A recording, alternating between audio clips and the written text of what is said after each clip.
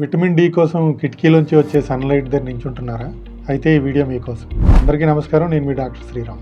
మనందరికీ తెలుసు vitamin D అన్నది సన్లైట్ ద్వారా మన శరీరంలో ఉత్పత్తి అవుతుంది. అయితే ఏ టైంలో నిలబెడితే లేదా ఎటువంటి సన్లైట్లో ఉంటే అది వస్తుంది అనే దాని గురించి తెలుసుకుందాం. మామూలుగా విటమిన్ డి మన బాడీలో ఉత్పత్తి అవుతుంది.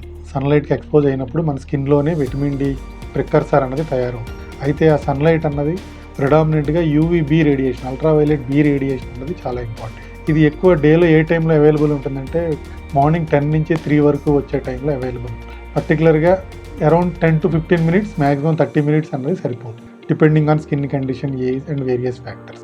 ఈ టైంలో కాకుండా ఎర్లీ మార్నింగ్స్ లేదా లేట్ ఈవినింగ్స్ లేదా షేడెడ్ లైట్లో మనం నించోవడం వల్ల ఈ యూవీబీ రేడియేషన్ అన్నది మన స్కిన్కి అవైలబుల్ ఉండదు. దానివల్ల ఎక్కువగా యూవీఏ రేడియేషన్ దొరుకుతుంది. దీనివల్ల విటమిన్ డి అన్నది మన శరీరంలో తయారవదు. పైపెచ్చు దీనివల్ల కొన్ని హార్మ్ఫుల్ ఎఫెక్ట్స్ కూడా ఉండొచ్చు. సో ఈ విటమిన్ డి కోసం మనం విండో దగ్గర నిలబడడం అన్నది వృధా ప్రయాస.